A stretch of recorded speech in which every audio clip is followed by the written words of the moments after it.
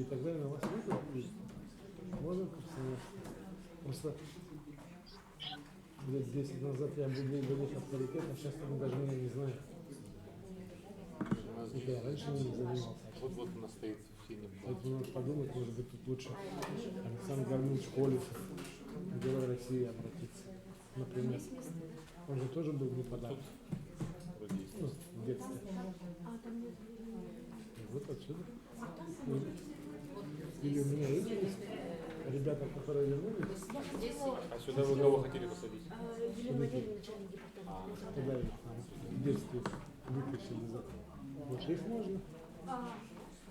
Там Чижик есть, Снегирь. Они очень красивые. Какой для них будет авторитетный? Они же с орденами, в военной форме. Тот же Александр Гаврилович. Он тоже не подарок. Он, если он честно вспомнит, он же не отличник, не ценный, ничего. Ну, можно, давайте обсудим. Нет, вот есть именно вот эти ребята, я правда, один, как его выехал, я его в суде обмазал, прям. Это сложно сделать, организацию организовать. А его не посадили. А сейчас вот он, Мара семейство, вот это вот хороший парень. Да, все очень долгий процесс там. Давайте выйдем, я вот с ним поговорю. Лучше уже тогда, если мы с ним вместе начнем, вот этот фонд создавать федеральный.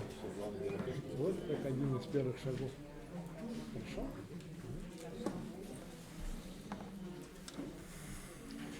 У нас одна неизученная награда есть.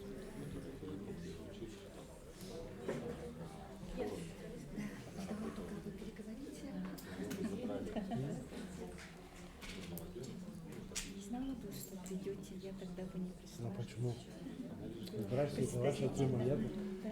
Я-то тут, где моих подруги, Лена Михайловна, Лена Михайловна, я же не могу им отказать.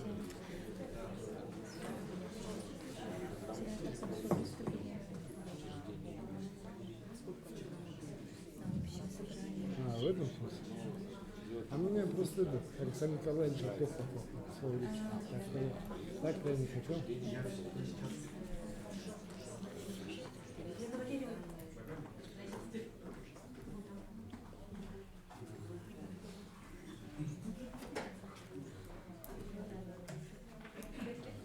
Вот опять больше женщин, чем мужчин. Поддерживать такие важные направления, сразу придают статус свободы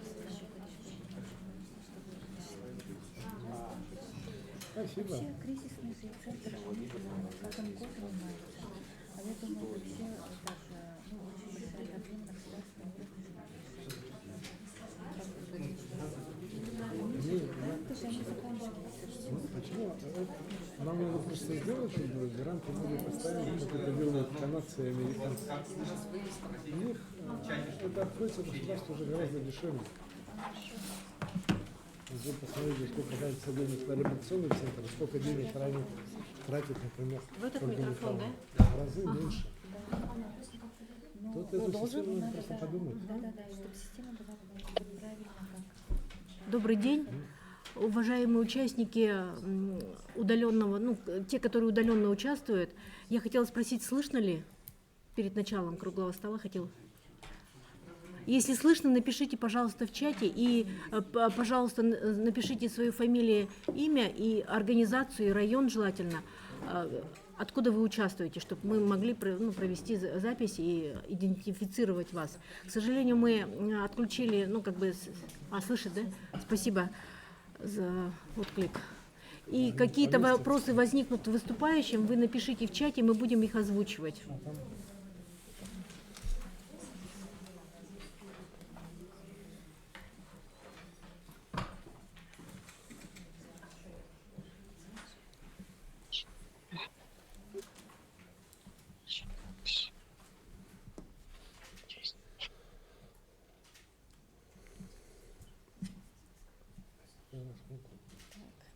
Павел сейчас подойдет. Поздно, но быстренько так. Когда вас надо раньше поставить. Нет, это не постоящий, это просто... Просто? Ладно. Мы же уже просто общаемся. Мне сказали, вообще не без выступления, просто слушаем раз. Нет, нет, это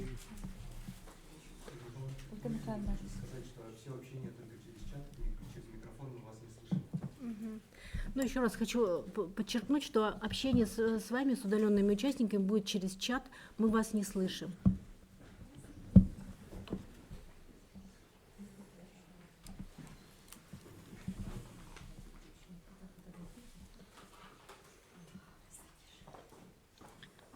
Елена Валерьевна. Нет. Это вот сюда. Вот сюда, сюда. Это у нас новый работник, она только, поэтому Постников туда, сбоку. Туда, пожалуйста, передайте. Поставьте, пожалуйста.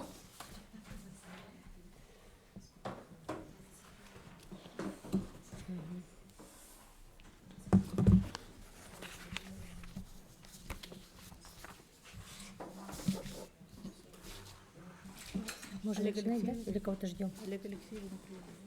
А там еще делают.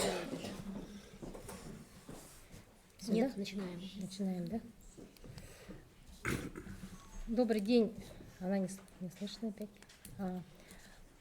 Добрый день, уважаемые участники круглого стола. Мы приветствуем вас в стенах Общественной палаты Республики Саха-Якутия. Разрешите представиться. Меня зовут Ефремова Лена Павловна. Я являюсь заместителем председателя Общественной палаты Республики Саха-Якутия. Ну и предмет курируемой деятельности – это социальная сфера, семья и дети. Да? И сегодня мы рады видеть наших дорогих гостей, которые прибыли к нам издалека, для того, чтобы транслировать тот опыт, который есть, и для того, чтобы распространить эти практики. И у нас в работе непосредственно этого круглого стола принимает участие депутата Государственного собрания Ултумен, это Министерство труда и социального развития, уполномоченный по правам ребенка в Республике Саха-Якутия, и социальные учреждения наши, которые непосредственно занимаются проблематикой семьи и детства. Инициатором проведения мероприятия является Международный детский фонд «Дети Саха-Азия». Это наш ведущий, самый, наверное, флагманский фонд в Республике Саха-Якутия и не только. В рейтинге НКО в нашей стране фонд занимает достаточно высокие позиции и имеет хорошие результаты работы в сфере семьи и детства, по профилактике социального сиротства, по работе с семьями и детьми с трудной жизненной ситуацией. Поэтому Ольга Михайловна Андросова, думаю, все знают по большому счету, да, но тем не менее я ее хочу вам представить как основного инициатора данного мероприятия. Давайте мы похлопаем. Вот. И сегодня у нас основными, так скажем, экспертами мероприятия выступают представители межрегиональной общественной организации по содействию семьям с детьми в трудной жизненной ситуации «Аистенок», это город Екатеринбург, президент Лазарева Лариса Владимировна. Покажитесь, пожалуйста. Далее это заместитель руководителя Осипова Алла Владимировна, психолог Архипова Яна Владимировна, директор ассоциации МакСора, город Новосибирск, Владимир Васильевич Жишков, да? Ага. Психолог благотворительного фонда «Волонтеры в помощь детям-сиротам», город Москва. И Курчанова Юлия, Курчанова Юлия Робертовна. Неправильно поставила, как говорится, акценты, да? Итак, дорогие друзья, я все-таки хотела бы несколько слов сказать о той работе, которая проводится у нас в Республике Саха-Якутия в целом в сфере семейной демографической политики и в сфере вообще социального сиротства, по работе с семьями в трудной жизненной ситуации. Основной орган государственный является Министерство труда и социального развития. Здесь присутствует руководитель департамента демографической семейной политики, опеки и попечительства, это Сивцева Елена Валерьевна. И если говорить уже более конкретно, у нас буквально недавно сформировался седьмой состав Государственного собрания Илтумен. И здесь присутствует заместитель председателя Государственного собрания Илтумен и председатель постоянного комитета Государственного собрания Илтумен Республики Саха-Якутия по делам военнослужащих, ветеранов боевых действий, вопросам патриотического воспитания и общественных организаций Александр Григорьевич Подголов. Уполномоченный по правам ребенка Туяра Валерьевна Васильева. Далее это депутат Государственного собрания Илтумен и председатель постоянного комитета Государственного собрания по социальной политике, труду и занятости Алена Николаевна Атласова. К нам должен присоединиться заместитель председателя постоянного комитета Государственного собрания Илтумен по охране здоровья Афанасий Васильевич Постников. И остальных гостей наших, да, я, по-моему, представила. Кроме... Да, и будут у нас выступления непосредственно. Да, с Министерства здравоохранения непосредственно и с ведомственных организаций. Разрешите сейчас слово для приветствия предоставить Ольге Михайловне Андросовой. Спасибо за мою презентацию. Да, вот этот. А? Не скачал, да? Я же говорила, на почте надо было скачать. Угу. Ну, пока я... микрофон, да? Для них ага. Так, презентацию мы не успели подключить, оказывается. Ну ничего, я начну говорить, пока найдут. На почте есть, Оля, можно скачать. Значит, одним из направлений нашей работы для профилактики социального сиротства является деятельность нашего временного приюта для женщин с несовершеннолетними детьми, оказавшимися в трудной жизненной ситуации. Данная деятельность у нас реализуется с 2020 года. Мы начали этот пандемийный год, и эта деятельность финансируется субсидией местного бюджета, городского бюджета, да, частично. И мы участвуем в грантах для того, чтобы эта деятельность непрерывно продолжалась. Вот, мы ведем такую статистику, что с каких районов поступают к нам женщины, с какими проблемами они к нам поступают. И эта ситуация, она меняется от года в год.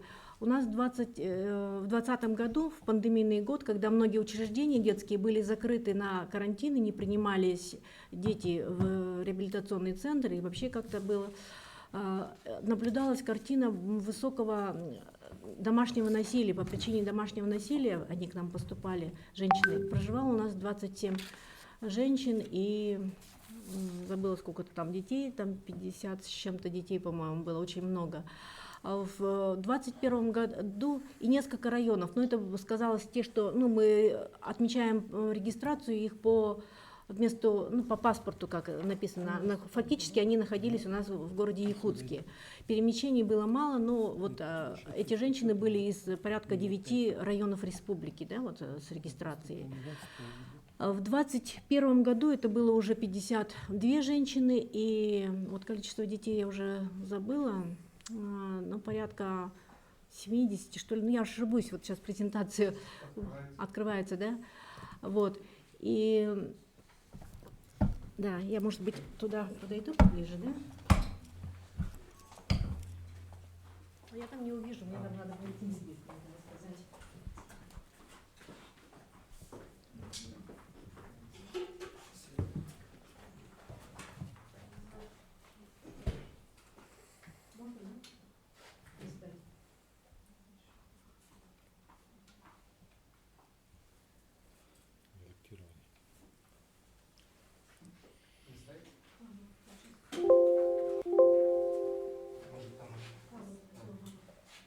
Я вот уже сказала про категорию женщин, в условиях проживания у нас многие были в нашем приюте, знают присутствующие, какие проблемы мы решаем.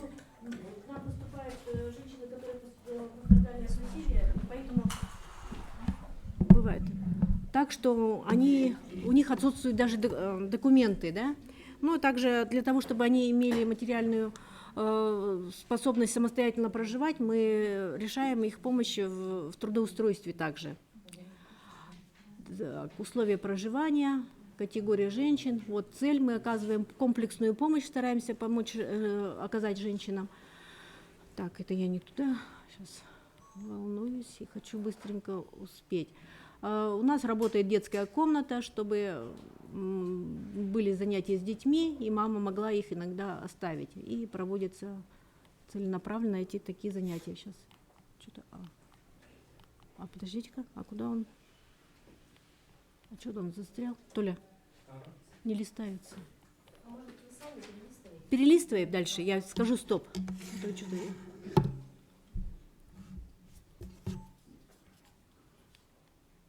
вниз. Где она? Вот она. Да, вниз, ага. Сейчас у вас должен работать. Да, ага. Так, мы проводим консилиумы для решения. Вот многие себя тоже увидят, даже на фотографиях. Вот. Наша практика вошла в реестр на смартеке Агентства стратегических инициатив. Нам помогали в этом наши партнеры присутствующие. Вот. И вот я хочу сказать, тут наши партнеры тоже присутствуют. Это Центр содействия семейному воспитанию «Берегиня», Управление социальной защиты населения, без него не работаем, так, бюджетное учреждение, медицинское по сдаче анализов, Центр СПИД, Центр занятости населения и общественная организация «Милосердие». Так, вот мы провели, вот я с цифрами не путалась же, да, и вот эта колоночка первая, да, вот количество женщин, в этом году на данный момент 27 женщин у нас проживает, и у них количество детей 34. И вот было в 2021 году 75 детей, 53, в 2022 году 53 женщин. Но это количество такое из-за большого количества беременных. А так бывают очень часто многодетные семьи. И всего вот за этот период 159 женщин у нас проживало, 222 ребенка имели. Возраст детей разный. Совершенно мы просто вот ведем и не сможем проанализировать, где каких детей больше было. Это вот дети, которые пострадали от домашнего насилия. Ну вот это про географию тоже. И сейчас я вот просто, она вот меняется, вот видите, вот насколько разная география, да, вот тут сколько-то, 20 с лишним, 21 район и регион, даже из разных регионов страны нашей прибывают. Здесь тоже 10 районов было в 23-м, ну, в этом году текущем. Информацию они получают из различных источников, это социальные сети и органы профилактики. Так, тема, по которой мы собрались, да, вот самое главное, о чем я хочу сказать, что у нас вот из этих 27 женщин и 34 детей умственной отсталостью страдают и задержкой психического развития, а также стоят на учете психиатра 8 человек. Это 5 женщин и 3 ребенка. Достаточно много на это количество, да, вот, проживавших. Сейчас вот у нас на данный момент находится 3 женщины, 2 из которых состоят на учете врача-психиатра, и 3 проходит обследование. Быстро расскажу 3 кейса, какие-то, вот какие, насколько тяжелые случаи. Да? Вот мама 32 года, вот она сейчас проживает, у нее есть диагноз, муж, ну, как бы в разводе они, да, и наркоман, со слов уехал на СВО и пропал, пока связи с ним нет. Она без регистрации совершенно, ребенок, подросток 12 лет, родители ее сироты, выпускники Вилюйского детского дома, и, ну, без работы была. Потом, значит, устроили ее на работу, сейчас она работает, и через суд мы как бы определили, как это называется, право, решение суда получили о предоставлении вне очереди жилья, жилого помещения в городе, ну, по постановлению правительства есть такие перечень заболеваний, по которым такие больные имеют право на отдельное проживание. Вот. Другая семья у нас была такая, что мама 37 лет, отец 36. Вот это очень многодетная, известная семья, если дома ребенка, это точно знают. У них 6 детей, она решена на 6 детей, всех лишена родительских прав. Папа на учете в ЯРН-ПНД состоит.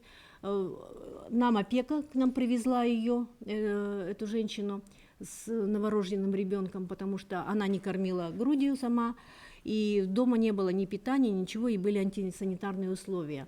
Но да, папа не решал эту проблему, ничего не делал у себя дома, и в итоге наш расширенный консилиум, когда находился, решили все-таки срок не уложились забрать этого ребенка.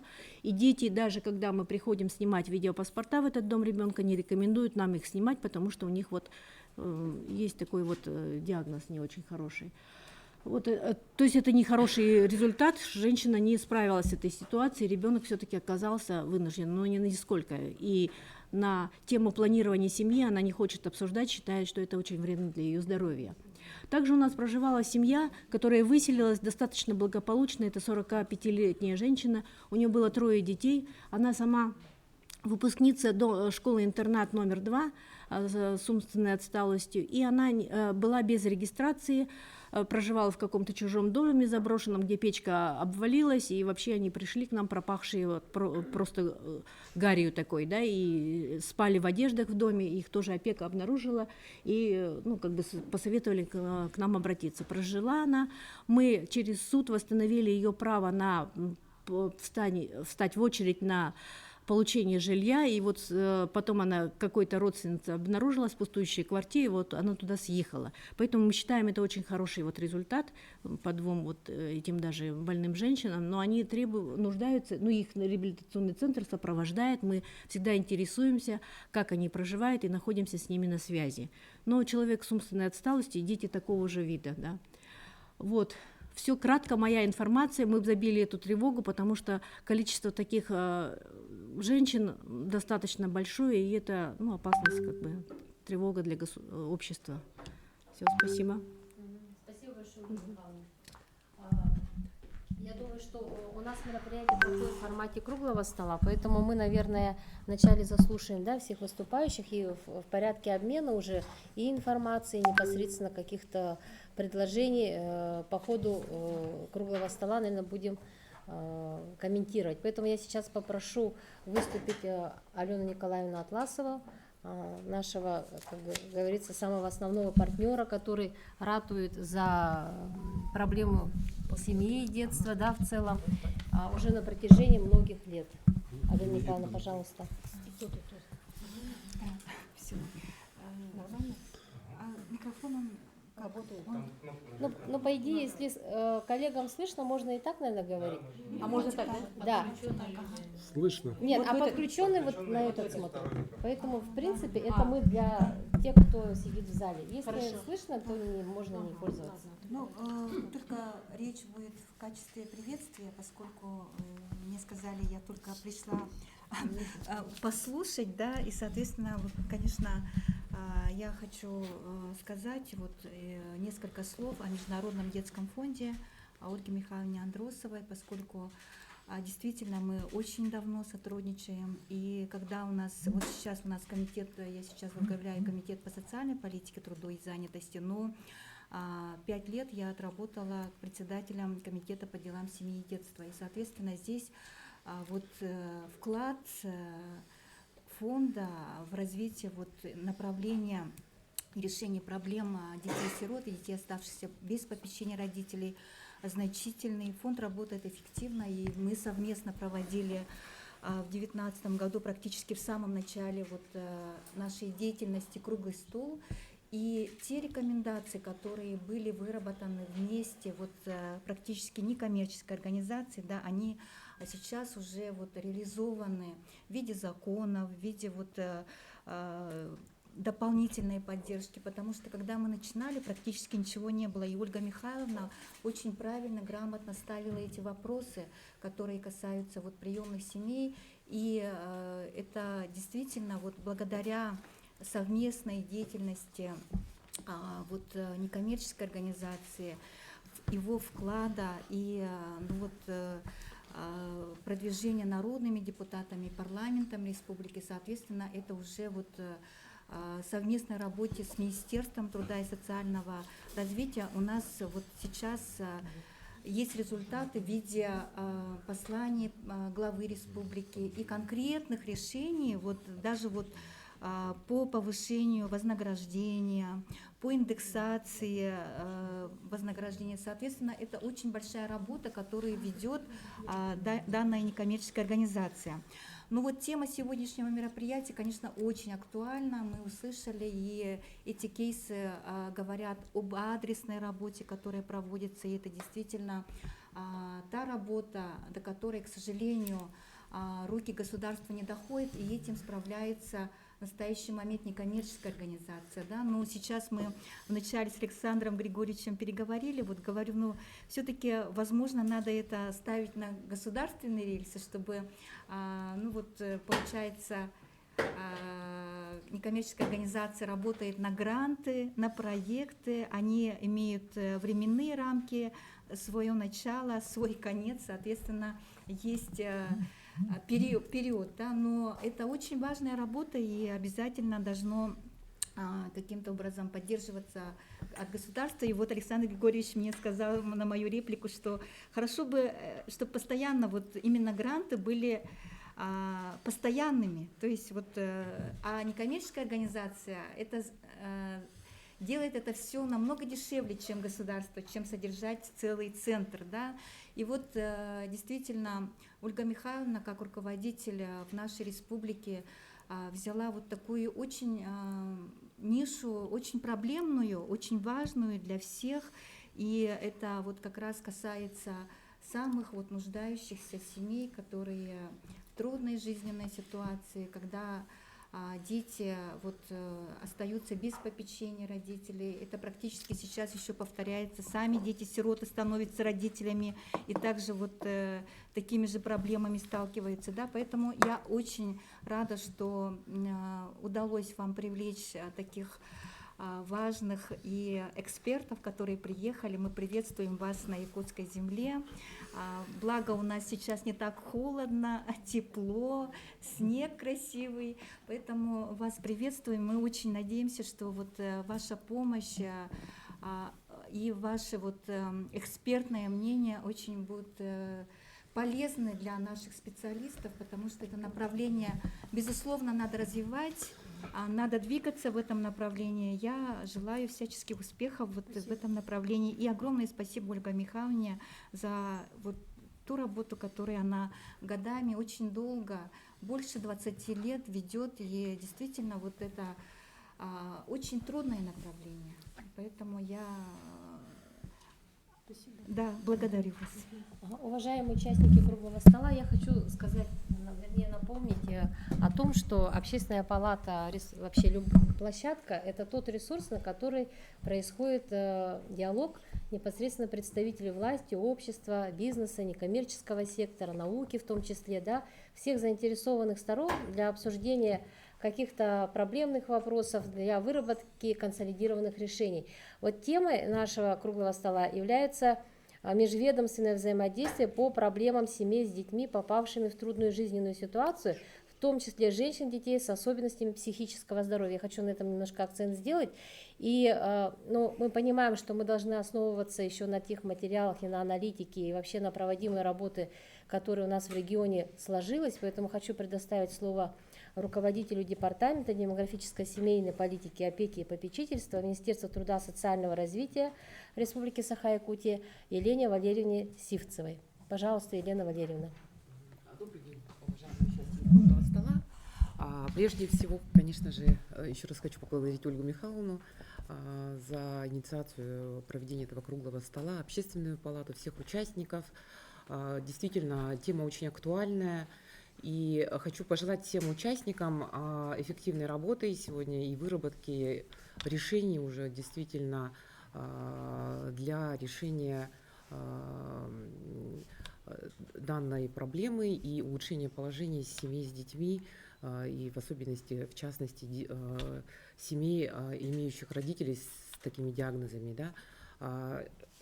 Действительно, у нас в республике социальная политика направлена на работу по профилактике семейного неблагополучия, по профилактике социального сиротства. И основная цель наша – это, конечно же, чтобы дети жили в кровной семье.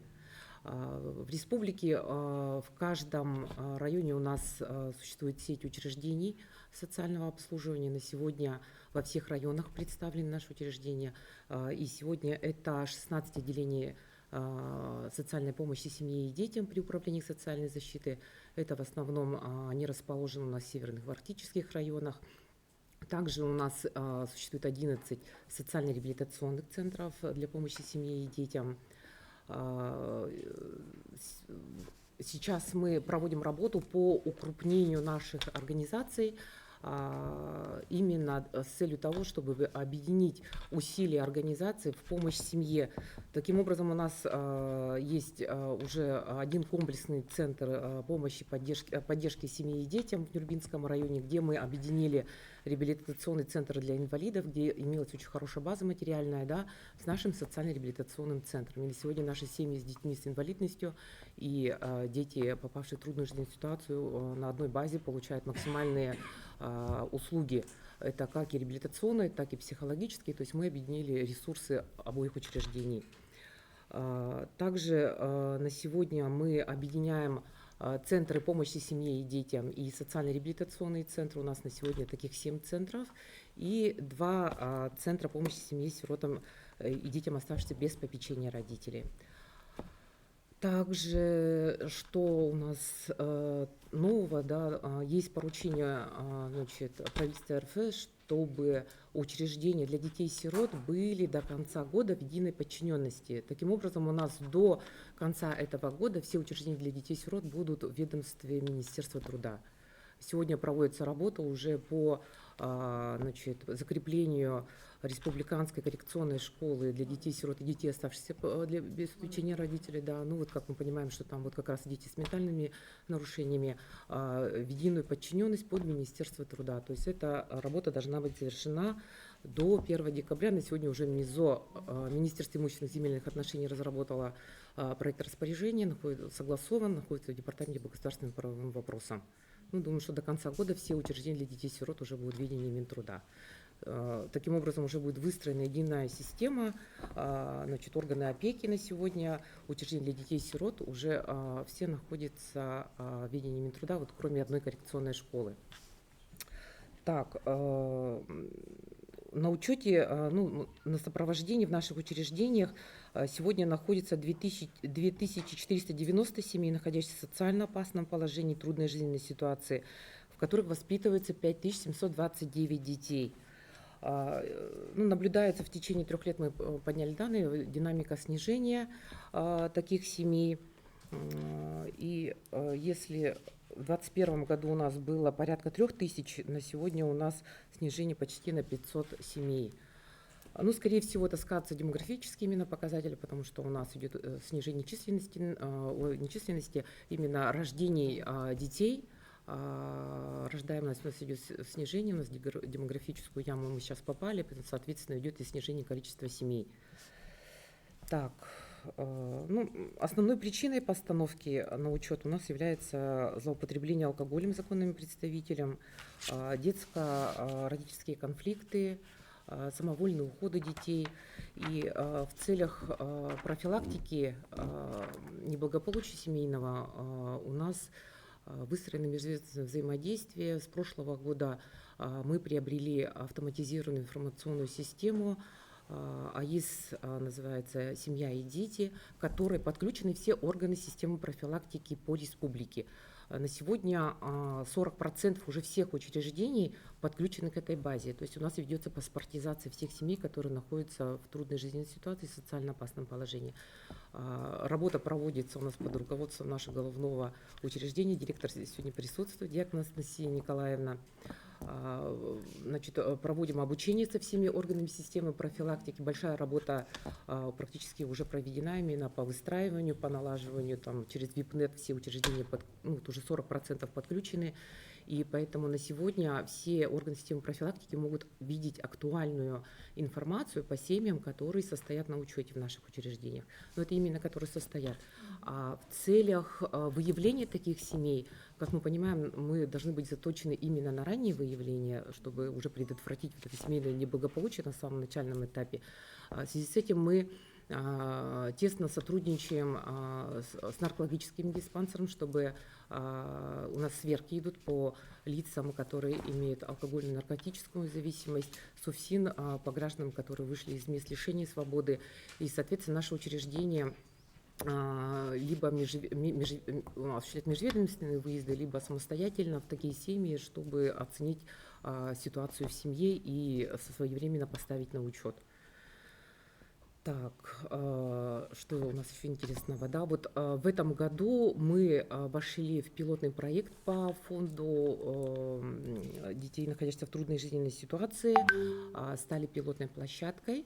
15 декабря мы открываем первый многофункциональный семейный центр в селе Чурапча.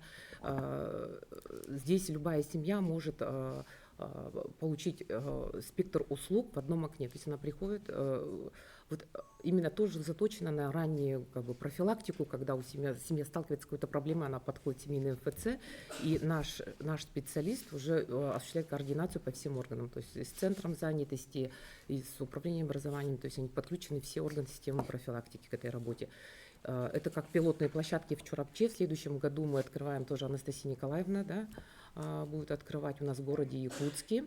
Самостоятельно в этом году вне гранта мы открываем в Намцах. В текущем году по плану у нас стоит 1 декабря за счет собственных ресурсов.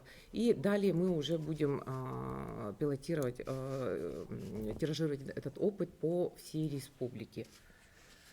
Так, что касается детей, значит, у нас в каждом районе будет заболеваниями психическими. Да, мы вот с Государственного банка данных подняли данные. Да, на сегодня у нас состоит 413 детей во всех учреждениях для детей-сирот. Из них 173 ребенка имеют психические диагнозы, и 80 из них находятся у нас в Серборе, это республиканский детский специализированный дом социального обслуживания. Ну, соответственно, там дети уже с диагнозом поступают. А если мы сделали выборку уже по детским домам, когда диагноз еще не установлен, за 3 года у нас наблюдается динамика повышения. То есть доля, если в 2021 году составляла 20% от общего количества детей-сирот, то на текущую дату уже 27% дети имеют такой диагноз. То есть действительно тема актуальная, надо заострить на этом внимание, и общим усилием, я думаю, мы сегодня обсудим эту тему и выработаем какие-то решения. Почему происходит такое, да. Все, спасибо большое. Ага, можно? Ага. Дом ребенка, он у нас единственный, он тоже находится в нашем ведении, был передан в 2019 году. Раньше он в Министерстве здравоохранения был. То есть мы поэтапно уже начали эту работу с 2017 года, и на сегодня уже он в ведении Минтруда, потому что в свое время были представления прокуратуры, что в доме ребенка не предоставляют социальные услуги, именно дети только по линиям здравоохранения получают услуги медицинские, и отсутствуют там социальные услуги, образовательные. И сегодня в корне ситуация изменилась, уже дети у нас получают как и социальные, так и медицинские услуги в полном объеме. А сколько там детей? Ну, примерно. Значит, у нас порядка 90 койко-мест. Ну, вот последние данные, я в августе помню, их было 63 койки были. Ну, вот летом было уменьшение. Спасибо большое. Спасибо большое. Я хотела бы здесь сказать о том, что последние годы вообще в республике ведется действительно такая целенаправленная работа, да, по совершенствованию системы работы в плане профилактики социального сиротства, в целом семейного неблагополучия. Поэтому изучается опыт вообще регионов нашей страны, да, и фонд поддержки детей, находящихся в трудной жизненной ситуации, Марины Владимировны Гордеевой, он, конечно, является ведущим, на котором вот ежегодно выезжают представители наших организаций, принимают участие. Елена Валерьевна не сказала, получили диплом, буквально приехали наша делегация победителя в номинации, вот именно по центр, Татинский реабилитационный центр, там выиграли, какая номинация у них была? Не помните? По работе вот как раз-таки с семьями, по профилактике, да. И вот эти новые технологии, они, конечно, у нас в республике так внедряются. И вот ваш визит, он тоже, конечно, подстегнет, я думаю, к тому, что те практики, которые вот, Ольга Михайловна, не только за счет НКО, но в целом, как Алена Николаевна сказала, и за счет того, что и государственные учреждения, наверное, постепенно будут подключаться к этим технологиям работы. Но здесь я хотела бы еще упомянуть об указе нашего главы Арсения Сергеевича Николаева, который недавно буквально вышел. Это о мерах по борьбе с бедностью в Республике Саха-Якутия. И вот та работа, которая проводится вот по данной категории, она, конечно, ложится непосредственно в этот указ. И раз уж мы говорим о том, что целевая категория — это все-таки женщины, дети особой категории с психическими отклонениями, да, мы хотим предоставить слово Припузову Олегу Алексеевичу, главному внештатному специалисту, психиатру Министерства здравоохранения Республики Саха-Якутия, заместителю главного врача по организационно-методической работе Якутского республиканского психоневрологического диспансера. Он нам расскажет об оказании психиатрической и психолого-психотерапевтической помощи женщинам и детям в Республике Саха-Якутия. Пожалуйста. Уважаемая Елена Павловна, уважаемая Ольга Михайловна, Туяра Валерьевна, всех перечислено, наверное, да? Уважаемые народные депутаты, Александр Григорьевич, Алена Николаевна, дорогие гости, коллеги, да, просто сегодня очень много таких вип-персон и руководителей учреждений. Вот, ну,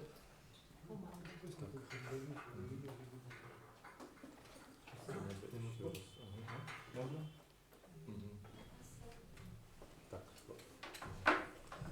Ну, я бы хотел сказать о том, что мы взяли, посмотрели цифры по женщинам и детям.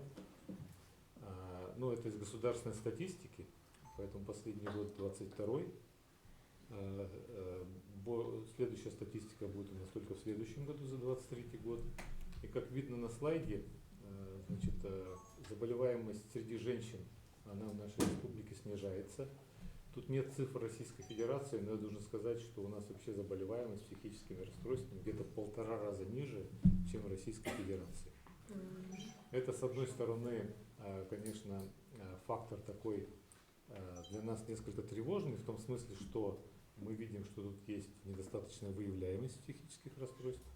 Вот. Но в то же время мы понимаем, что выявляемость тяжелых психических расстройств она однозначно есть, потому что структура психиатрической службы у нас создана. Вот. Поэтому мы недовыявляем, видимо, заболевания пограничного спектра, невротические, тревожные, депрессивные расстройства. Но я дальше скажу, какая работа ведется в этом направлении. Что касается детей до 15 лет, вот следующий столбик, то тут у нас идет рост заболеваемости. Вот, и по детям старше 15 лет также идет рост заболеваемости. Я не привел цифры суицидов, потому что это не было сегодняшним рассмотрением, но должен сказать, что, к счастью, да, у нас идет, если, скажем, 15 лет назад республика была в числе там, регионов с высоким очень показателем подросткового суицида и детского, но сейчас у нас идет неуклонное снижение, врачи себя постукивают, да, вот, по этому показателю. Вот это, конечно, за счет совместной такой межведомственной работы. Вот. Вообще, какие психические расстройства бывают в детском возрасте, они, конечно, значительно отличаются от взрослой патологии. Чаще всего встречаются расстройства невротического уровня и связанные со стрессом и суицидальными тенденциями. Также дети с грубыми нарушениями поведения, с умственной отсталостью и органическим поражением центральной нервной системы. И в меньшей степени это дети с психозами, детским типом шизофрении, психозами в связи с интоксикациями. Но это буквально единичные у нас такие дети, поэтому наша сфера, вот, которую мы сейчас рассматриваем, это, конечно, вот, немножко другая. Вот. В 2022 году наши специалисты провели небольшое исследование среди беременных женщин. На стационарное обследование поступила к нам 81 беременная женщина. И из них 55% прервали беременность и 44% сохранили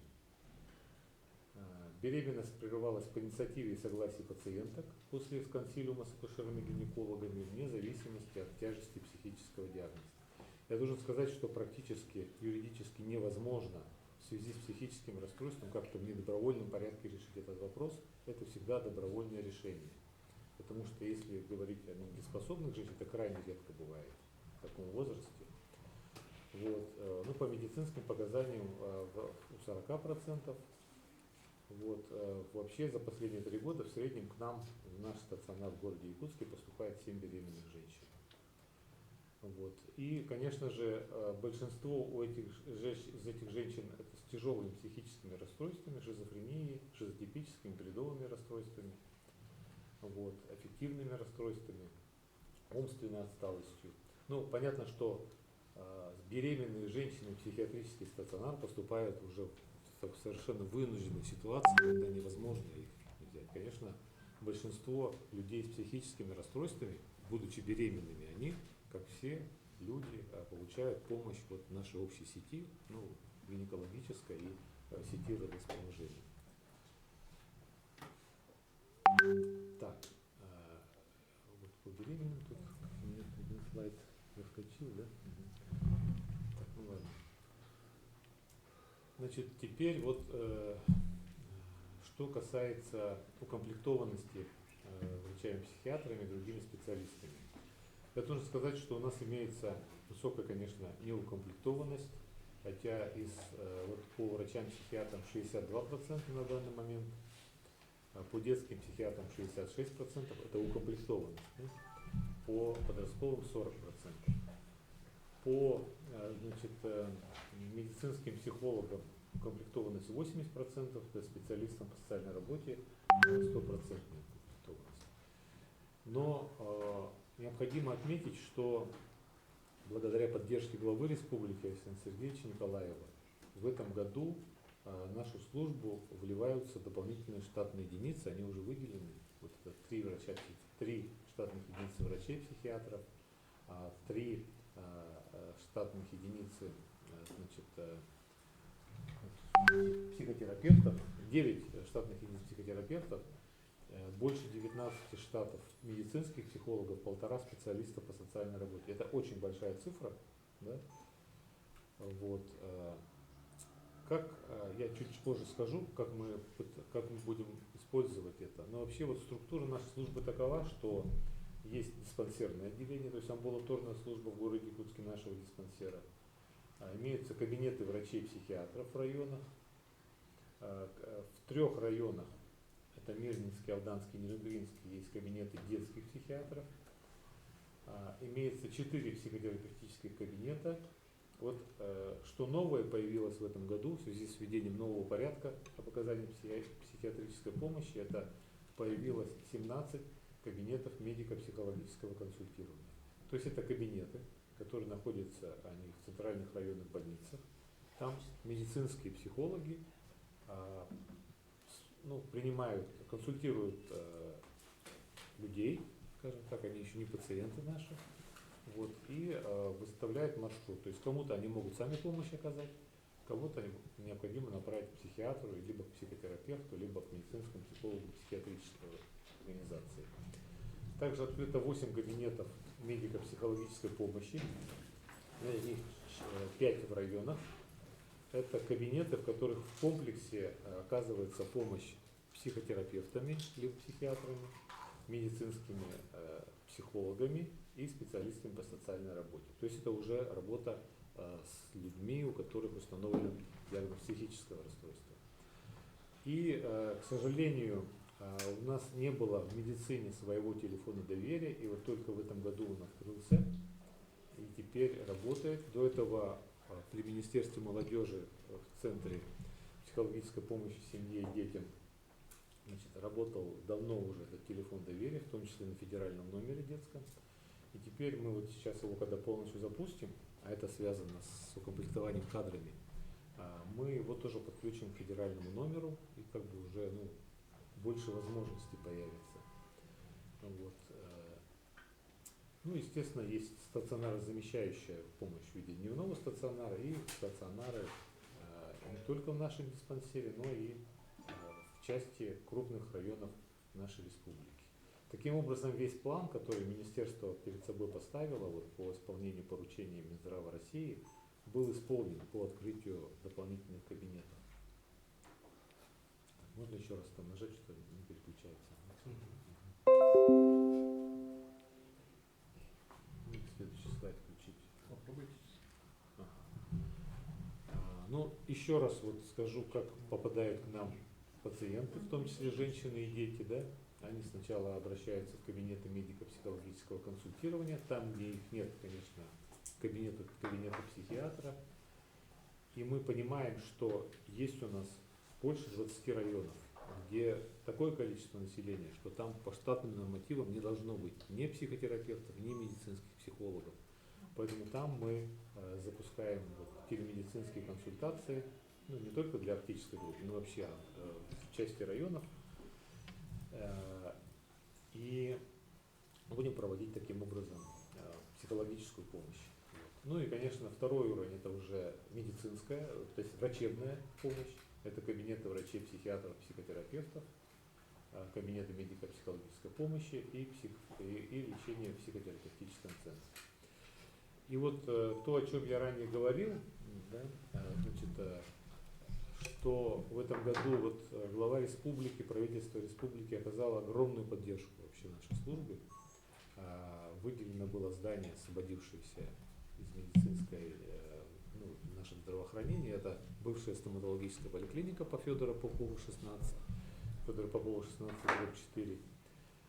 Там мы сразу же развернулись в части помещений, которые можно было использовать, и они работают уже с конца апреля, этот психотерапевтический центр. И с 1 января мы закончим ремонт, на который, опять же, выделены средства, да, правительством. Это все республиканские средства, потому что мы не входим в программу вот, первичного звена, это как бы только республика финансирует. Вот, выделены деньги на оборудование, оно уже закупается, поступает. То есть будет полноценный психотерапевтический центр, где будут работать психотерапевты, медицинские психологи, специалисты по социальной работе. Там же будут детские психиатры, все в одном месте. Значит, и помощь вот такая, ну то есть часть, конечно, будет детская с отдельным входом, часть взрослая. Да? Поэтому вот детям, ну, женщинам, соответственно, мы будем оказывать всю необходимую помощь. Главный вопрос для нас сейчас, конечно, вот все эти новые штатные единицы укомплектовать. Но план у нас есть. То есть вот 19 новых психологов, да, появляется у нас в республике. В феврале дипломы получат психологи от Института психологии СВФУ. Мы вот надеемся на как бы вливание такое. Вот. Ну и сейчас уже ищем, где возможно, привлекаем медицинских психологов, которые сейчас нет работы, к себе. И вот сегодня как раз приняли первого такого психолога, она вот полностью оформила. Вот. С врачами-психотерапевтами тоже ведется работа, это более такой штучный товар, это прямо вот единичные специалисты. Но если сравнить с другими регионами, то у нас даже, в общем-то, неплохая ситуация. Да? У нас сейчас вот в городе Якутске есть 4 врача-психотерапевта, не в каждом регионе есть такое количество. И будет у нас их 8. Вот. Но мы их готовим, и они тоже у нас будут работать. Поэтому вот этот психотерапевтический центр, он уже работает и полноценно заработает с начала следующего года. И помощь там будем оказывать всем, в том числе вот в межведомственном взаимодействии с органами социальной защиты, Министерством молодежи, вот, образовательными, естественно, органами и так далее. Вот. Ну, по детям тоже мы вот тут маршрутизацию нарисовали, ну, в общем-то, я об этом уже сказал. Ну, хотел бы сказать, что у нас действительно есть Министерство молодежи, в нем есть хороший республиканский психологический центр, недавно форум как раз психологов был. Мы совместно работаем, будем усиливать эту работу. Поэтому вот работа психологов, конечно, у нас вот с каждым годом она усиливается и будет совершенствоваться. Так, опять не переключается.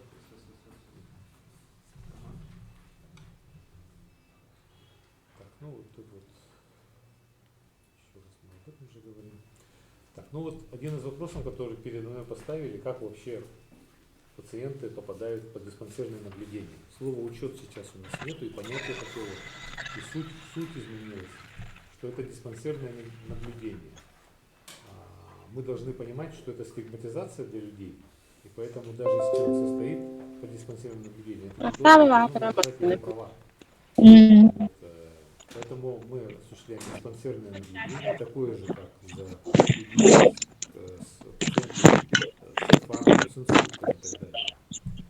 Вот, в соответствии с нашим законом 323 диспансерное наблюдение осуществляется только за лицами, которые диагностированы хроническое и затяжное психическое расстройство с тяжелыми стойкими или часто обостряющимися болезненными проявлениями. То есть только порядка 10% пациентов, у которых установлен диагноз психического расстройства, состоят под диспансерным наблюдением. Остальные не состоят под этим наблюдением, потому что нет для этого оснований. Вот, они лечатся по необходимости, по своему желанию. Вот. Ну, у нас есть группы диспансерного наблюдения, сильно останавливаться на этом не буду, как бы это уже такой медицинский вопрос. Но тем не менее, в зависимости от тяжести, частоты заболеваний, мы наблюдаем пациентов от 1 раза в год, да, до 1 раза в месяц.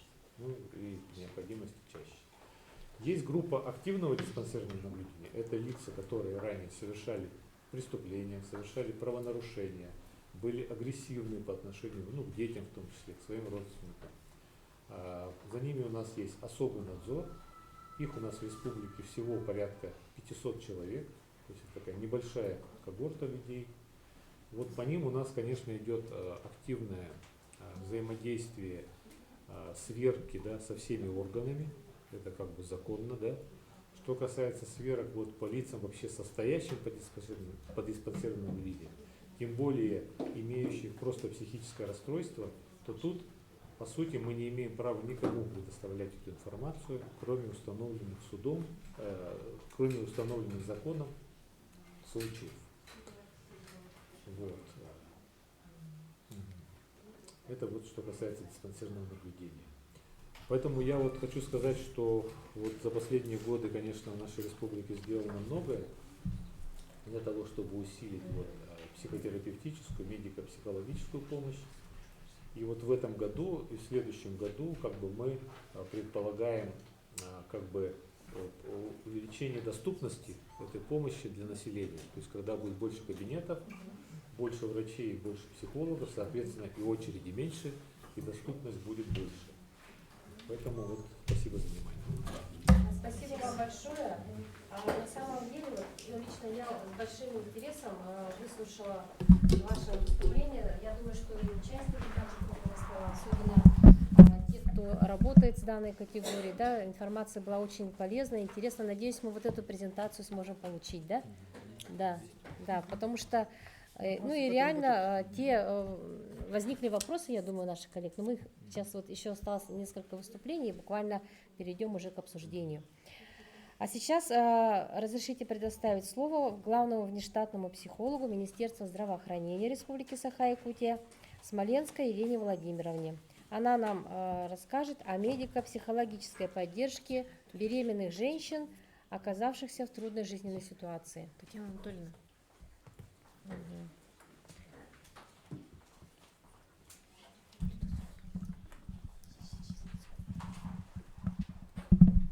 Добрый день, уважаемые участники круглого стола.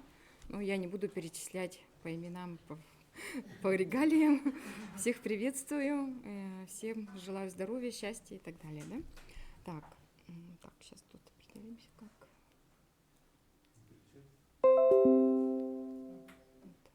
Ну, я представляю медицинскую психологическую службу Министерства здравоохранения в республике.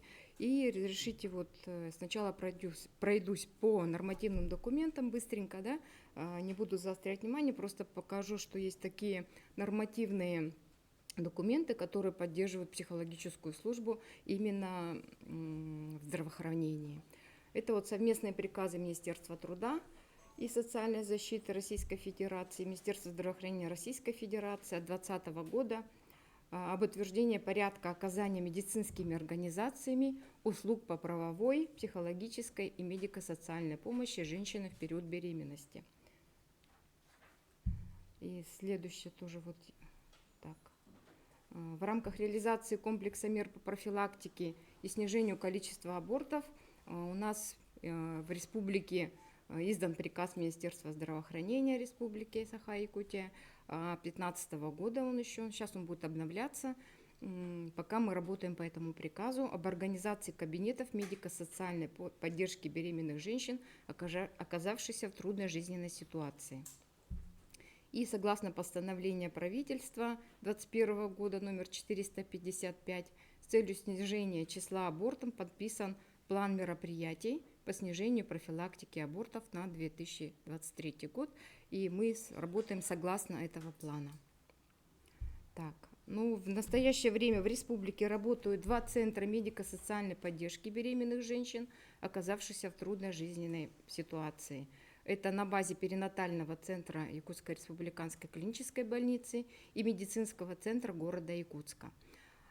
Также у нас по районам есть 17 кабинетов медико-социальной поддержки беременных женщин, оказавшихся в трудной жизненной ситуации на базе поликлиник или кабинеты, в зависимости от населения района. Так, дальше. Работа центров направлена на профилактику последствий у женщин, перенесших потерю беременности, либо доабортная консультация с установкой на сохранение беременности. Я хочу сказать, что доабортная консультация с этого года проводится практически в 100% случаях, потому что это уже есть такое предписание, что на аборт только после консультации медицинского психолога. Так, оказание психологической помощи женщинам в период беременности и профилактика отказа от новорожденных. Это у нас отдельный акцент, мы на это делаем, потому что в медицинских организациях женщины в основном проходят период беременности и родов. Да? Как раз когда идет отказ от новорожденного, усиленная программа. Сейчас я еще скажу по этому поводу. Основные виды деятельности медицинского психолога в центрах, что там? Это оценка психоэмоционального состояния, психологическое консультирование, психологическая диагностика и психологическая коррекция, и плюс профилактика. Так. И медицинский психолог, он осуществляет оценку психоэмоционального состояния женщины, это при первичном консультировании, формирование атмосферы доверия и взаимодействия и направление женщины к врачу-психиатру или врачу-психотерапевту, но это по показаниям, если психолог увидит какие-то отклонения в психоневрологической системе. Да? И также медицинский психолог, он проводит профилактику отказов от новорожденных и выявление послеродовой депрессии. Тоже занимаются психологи при женских консультациях. Так, здесь небольшая статистика деятельности психологов именно в женских консультациях. За этот год обратилось 5422 женщины в женскую консультацию, и женщины, оказавшиеся в трудной жизненной ситуации, их 399, и доабортное консультирование 2287. Хочу для сравнения сказать, что в 2022 году доабортное консультирование проводилось 2622 женщины, прошли, из них сделали аборт 2546. То есть 76 женщин, они сохранили беременность. Именно по работе психологов, да, по консультации, по ведению этой беременной и так далее. Так, дальше. Так, планирующий отказ от новорожденного, например, за прошлый год это 21 женщина, да, планировали, все-таки изменили решение после родов и оставили ребенка, это 13 женщин, и в 2023 году, то есть в этом году за 9 месяцев планировали отказаться от ребенка 10 женщин и изменили решение отказаться от новорожденного. Это 8 женщин, это с помощью психологов, акушеров, гинекологов и врачей. Да?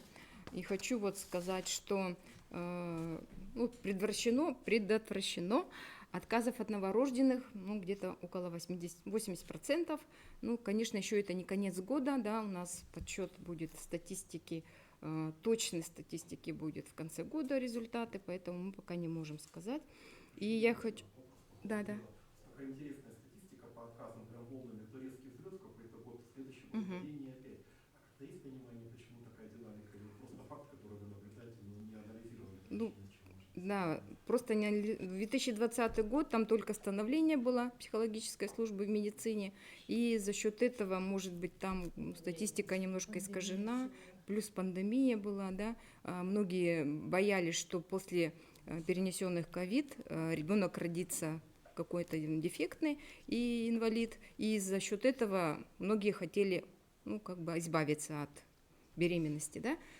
Все равно там убеждали психологи, врачи, и все-таки сохранили, вот если считать по статистике, из 37-35 все-таки сохранили беременность.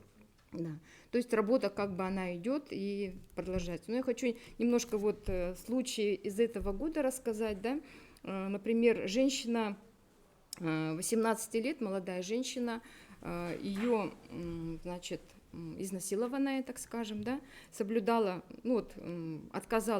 хотела отказаться от ребенка, мы ее уговаривали, всяко разно с ней работали и психологи несколько раз, и проводились какие-то дополнительные обследования, дополнительные специалисты приглашались, и женщину уговорили на сохранение беременности, и к большому счастью, женщина, конечно, доносила ребенка, родила здорового, хорошего ребеночка, но забрать ребенка она, к сожалению, отказалась категорически, так как у нее была большая психологическая травма, и ребеночек у нас появился то есть мы каждого прослеживаем, да, то есть не просто так женщину уговариваем оставить ребенка, если она не хочет родить, а именно потом она соглашается, мы дальше все ведем ее, доводим до конца. Эта женщина, девушка молодая, 18 лет, она ходила, обследовалась, она соблюдала все рекомендации врача, поэтому ребеночек у нее родился здоровенький. И еще один пример, как раз по отказу от ребенка, это женщина, в общем-то, уже за 35 лет, она аргументировала тем, что у нее несколько фактов отказа от новорожденного. Это сложности материального состояния семьи, то, что она с мужем разведена, не замужем в данный момент, ребенок от случайного сожителя, и что это все-таки 4-й ребенок, и у нее на руках 3 детей. Плюс ребенок родился недоношенный, хотя мы говорили женщину рожать, все равно со стрессом, видимо, она родила недоношенного ребенка на 30-й неделе, и при этом старший ребенок этой женщины, он уже ребенок-инвалид, и она сказала, что 30-недельный ребенок это, скорее всего, тоже инвалид, и она категорически тоже отказалась, хотя ребенок по всем параметрам был здоровый, и сейчас передан уже в другие инстанции, да. Так, дальше. Так, еще хочу рассказать такой случай в нашей республике. Это бывают часто такие случаи, да. Это когда женщины рожают детей для бездетных семей родственников.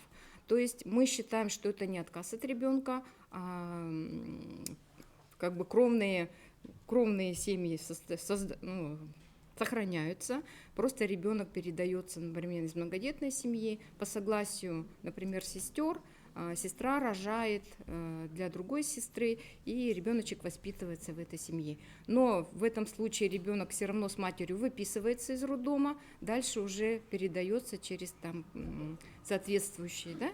И также эту женщину, которая планирует такое действие совершить, ее тоже ведут психологи, работают с ней психологи и так далее. В рамках закона это нормально, да? В рамках закона, видимо, да. Потом через опеку просто. Да, потом через опеку это все оформляется, отказ, потом... Ну, там даже не отказ, а как передача, что-то такое, видимо. А все равно отказ, да? Да, что-то такое. Мгм. Ну, мы с медицинской стороны, мы считаем, что ребенок все равно остается в кровной семье, и поэтому мы поддерживаем. Нет, статистику мы как отказ. Вот у нас. У вас как отказ, да? Да. Да. Ну, просто вот я хотела, что вот немножко расхождение вот у нас такое есть. Вот такие случаи у нас бывают из года в год. Ну, вот, это хорошо, что бездетные семьи все-таки приобретают, да, детей. Ну, и я хочу сказать немножко, воспользовавшись случаем, что существует ряд проблем в психологической службе, именно здравоохранения. Это отсутствие ставок медицинских психологов в штатном расписании медицинских учреждений. Во многих районах, вот, больницах и поликлиниках не предусмотрены штаты медицинских психологов. И если даже существует ставка, ну, например, 0,5%, а в некоторых районах даже 0,25% при женской консультации, то там работают в основном по договору гражданско-правового характера, по ГБХ, да, и там работают психологи не с медицинским образованием, а психологи-педагоги, педагоги-психологи или просто психологи, социальные работники. То есть вот пока так, потому что психологов на местах не хватает. И также вот, очень радует, что в октябре прошлого года вышел новый приказ Минздрава России, где предусмотрено создание кабинетов. Ну, я думаю, что это благотворно все-таки скажется, и на медико-социальной поддержке беременных женщин тоже будет вот это сказываться, потому что все-таки будут вводиться дополнительные ставки на усмотрение, видимо, муниципалитета или там здравоохранения, да? Так. Второе – это функциональная перегрузка наших работников. Да? Те, кто занимается женщинами именно в женских консультациях, в районах, именно в районах, конечно, я, да, акцентрирую, они выполняют функции еще другой психологической работы. Да? Это ЭПИ, это экспериментально-психологическое исследование при установке инвалидности, например. Да? Потом они занимаются психологическим исследованием на ношение оружия, на вождение автомашин, консультирование семей с ВО. То есть на 0,5 ставки женской консультации работа, она делает еще плюс дополнительную работу центральной районной больницы. Да? И также вот с медицинскими работниками веду. Ну, в общем, увеличение объема нагрузки клинических психологов, особенно в районах, сказывается на психологическом консультировании именно беременных женщин, оказавшихся в трудных жизненных ситуациях. Так, ну и повышение квалификации специалистов – это, конечно, такой болезненный вопрос. Сейчас психологи повышают за счет своих собственных возможностей, и аттестация и аккредитация в этом году у нас началась только, проводит такую первичную установку. Но существует ряд документов, все психологи об этом извещены, и я думаю, в этом году, на следующий год мы планируем, что все медицинские психологи будут иметь аккредитацию и аттестуются по должности, по своей. Да? Ну и, конечно, необходима медицинским психологам методическая помощь, да, и оснащение кабинетов. Потому что, когда я ездила в район смотреть, там просто стоит, предположим, стол, стул и 2 стула, да, но это не оснащение кабинета медицинского психолога. Тоже вот на это хотелось бы сказать. Ну, еще меня вот что хочу вас вот ввести в такое интересное. Значит, постановление правительства вышло Российской Федерации от 10 октября 2023 года, номер 1666, о Дне психолога. То есть введен профессиональный праздник уже, День психолога. И он будет проводиться 22 ноября, ежегодно. 22. Ага. Так. Ну, спасибо за внимание. Если будут дополнительные вопросы, с удовольствием отвечу. Спасибо. Елена Владимировна, вы сейчас выступили, да? И вот эта статистика, которую вы только что показали, на самом деле она, с одной стороны, несколько удручает в плане того, что все-таки абортов достаточно много делается. у нас в республике, несмотря на то, что вами проводится очень огромная работа. Почему я так говорю? Потому что вот 3 года работала членом Общественной палаты Российской Федерации в комиссии по демографии и защите семьи, детей, традиционных семейных ценностей. И, как сказала Елена Валерьевна, сейчас мы уже попали, так скажем, в демографическую яму, демографическая зима, разные как бы есть формулировки в этом понимании. И у нас на площадке Общественной палаты Республики Саха-Якутия мы в декабре планируем провести круглый стол, посвященный данной проблеме. Я вас приглашаю сейчас специально принять участие в этом, я считаю, очень важном мероприятии. Мы хотим пригласить эксперта тоже, который работает в этом направлении, и обсудить вот наши вопросы. Опять-таки пригласить наших экспертов Александра Григорьевича, Валерию. Я немножко добавлю, да? Ага, вот медицинский психолог, мы уже сталкиваемся с фактом беременности женщины, она уже приходит к нам беременная и не желает родить, да? Я считаю, что профилактическая работа должна проводиться на местах раньше, да, до беременности, то есть это и противозачаточные какие-то средства, и методы, и работа, да, психологическая какая-то. Вот это все в совокупности только спасет от того, чтобы женщина забеременела только при желании, да, а не так вот спонтанно. Я хочу сказать для наших уважаемых гостей, для участников, у нас на работе круглого стола принимает достаточно такой, скажем, круг лиц, которые занимаются не только, вот, допустим, профилактикой социального сиротства. Вот у нас есть, например, непосредственно представитель Министерства труда и социального развития, который занимается, например, детьми-инвалидами. Это вот Стручкова Яна Николаевна, она возглавляет непосредственно наше направление. Вот, директор Республиканского реабилитационного центра детей и подростков с ограниченными возможностями здоровья Максимова Зинаида. Я у нее работаю в качестве заместителя в данное время. Дьяконова Анастасия Николаевна, она директор Центра содействия семейного воспитания Берегиня, и наши представители органов опеки города Якутска, Министерство по делам молодежи и социальных коммуникаций Республики Саха-Якутия, да, и социально-психологические центры семьи и молодежи. Есть у нас представитель медиации семейной, который тоже занимается некоммерческой организацией. Я к чему это хочу сказать? Это говорю о том, что все-таки такой круг, с одной стороны, заинтересованных лиц, с другой стороны, это достаточно такой Я думаю, вопросы будут задавать. Вопрос? вопрос. Да, пожалуйста. Просто Да, Елена Валерьевна. я думал, что уже переходит к другому.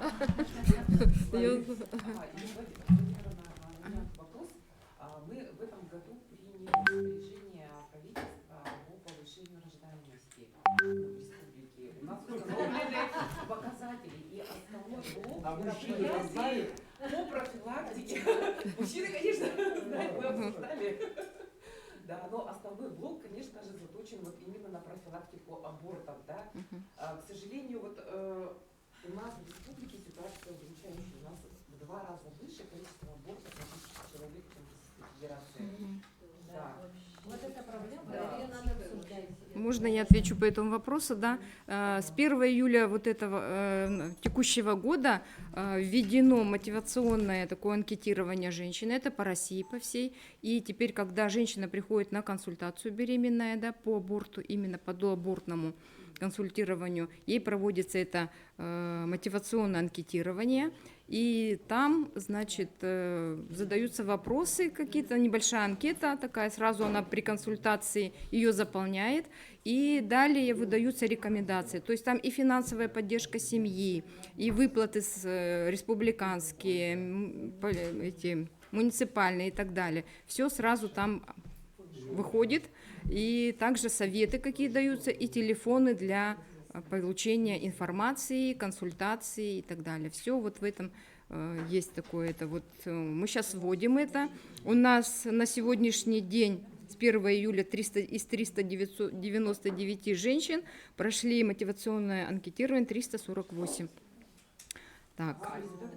Результаты, да, некоторые вот, которые, ну, есть такие, что пока я не могу сказать результаты, Я сама тоже консультирую по этому вопросу и могу только сказать по личным. Да, и вот Ага. еще вот статистика, да, у нас в целом, да, ну, вот по 22 году еще нет по числу абортов, да, по 21 есть, порядка 7 тысяч абортов, да, а у нас 22 год консультацию прошли 2622 женщины, да, получается.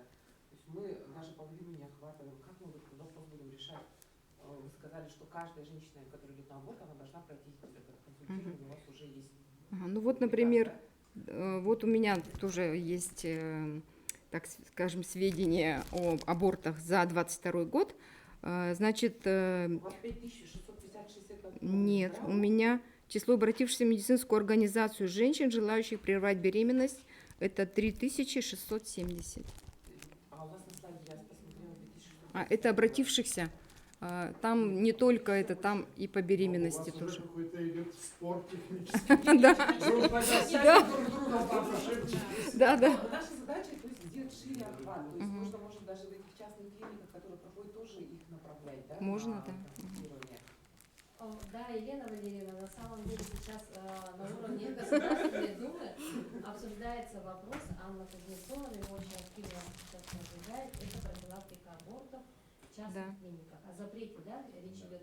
Поэтому мы в повестке круглого стола на Обсудим декабрь еще, все да, это этот обсудим. вопрос? Я поэтому очень рада, что вас Ольга Михайловна пригласила. Я вообще не знала о вашем существовании. Теперь будете знать. Спасибо. Но если честно, я только с 1 января 2023 года. Будем тесно сотрудничать. Да, хорошо. Приглашайте. Вот, и после вашего выступления, да, вы можете сесть, хочется предоставить слово Попову Александру Григорьевичу, ну, тому человеку, который, конечно, всю свою, наверное, сознательную жизнь занимается проблемой детей, семей, в том, конечно, в